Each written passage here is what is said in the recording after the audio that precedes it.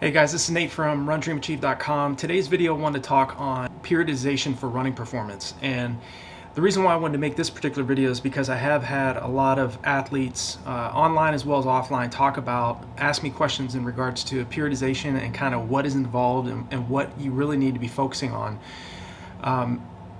The main thing to keep in mind in terms of middle to long distance running success is everything comes in time. It doesn't happen overnight.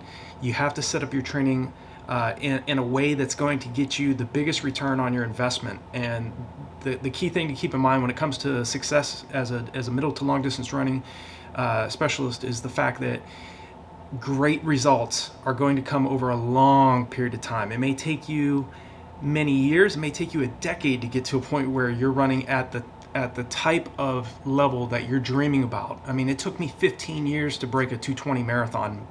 I also had a lot of ebbs and flows along the way, a lot of successes and failures as well.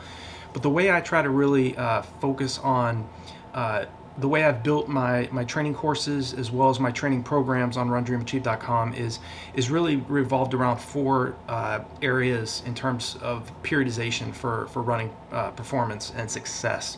The first phase that I really focus on, and I want you guys to keep in mind, is your base phase.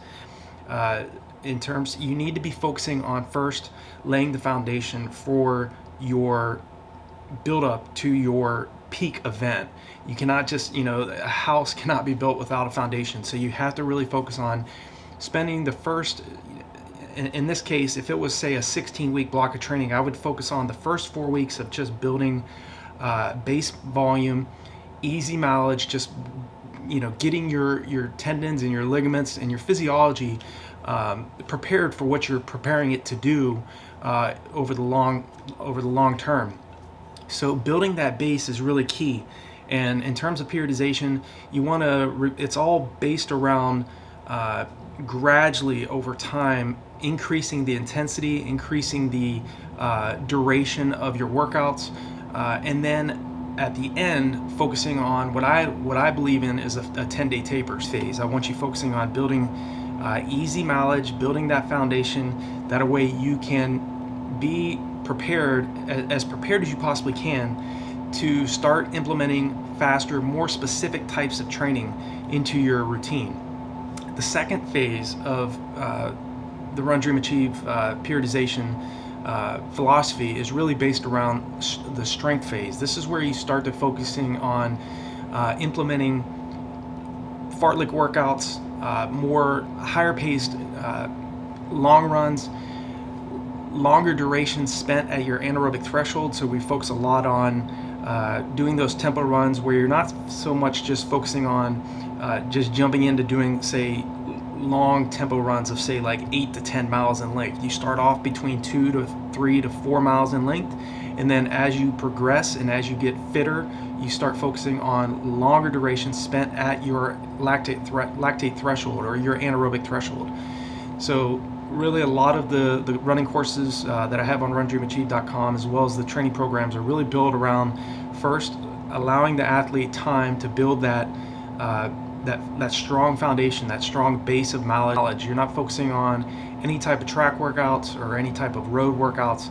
And then as you build that foundation, then implementing a strong strength phase where we spend 3 to 4 weeks doing strides, implementing longer tempo runs, starting to do light track workouts, and then we move into the third phase of the periodization, where you really want to start focusing on anaerobic training, where you're focusing on doing harder track workouts. Say if you're training for say like the 10K up to the marathon distance, we're going to be focusing mainly on repeat miles, repeat 2 miles, repeat 800 meters on the track, longer interval sessions on the roads, where say you're doing between 5 to 15 1K reps with very minimal rest.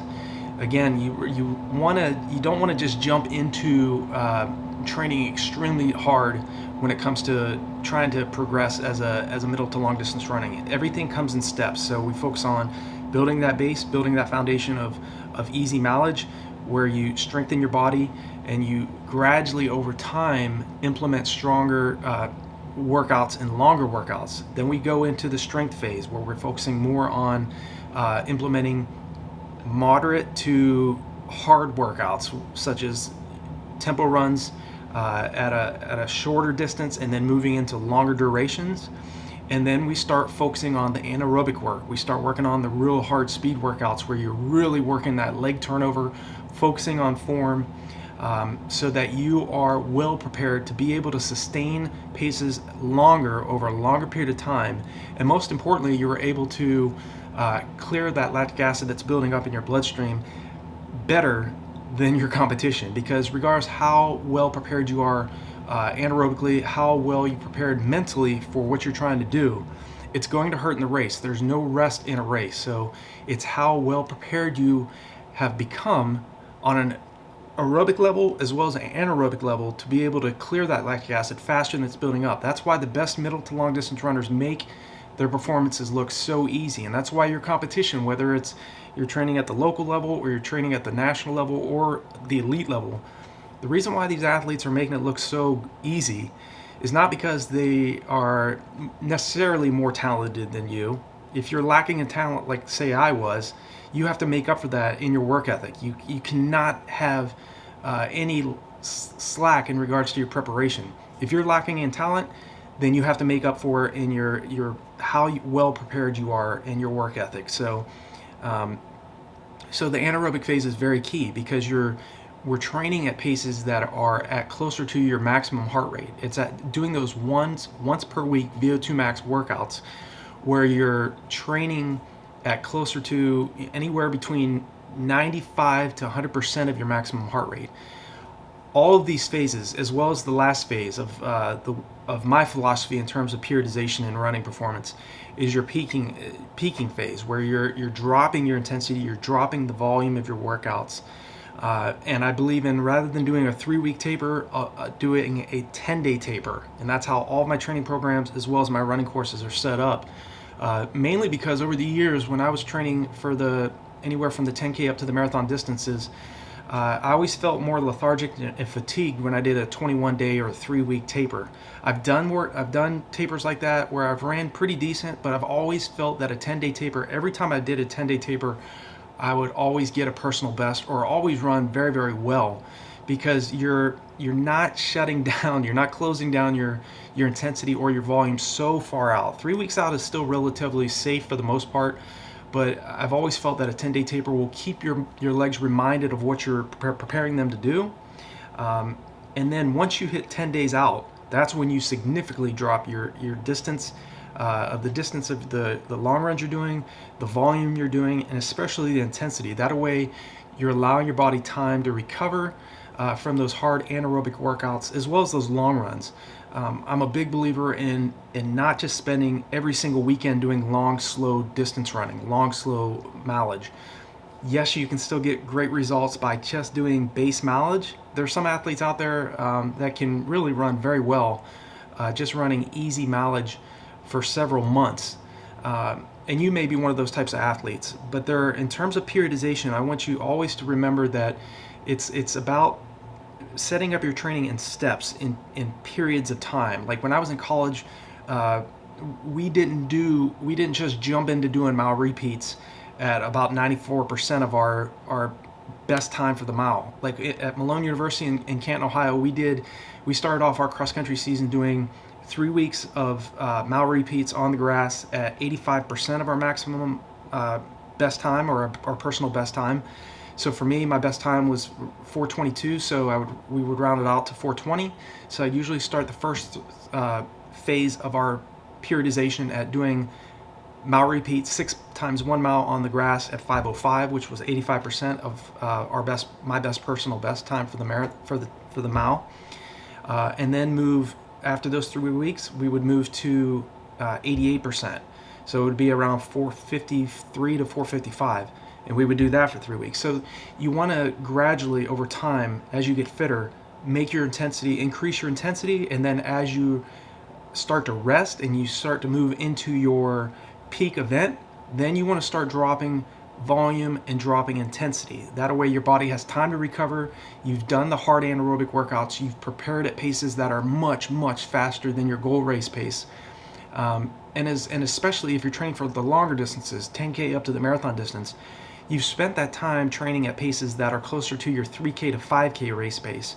And that is going to make your goal marathon or half marathon or 10K race pace feel very, very easy, especially in the early stages of the race. It's going to hurt regardless in the latter stages of the race, but it's going to help you to be able to sustain that pace better than your competition.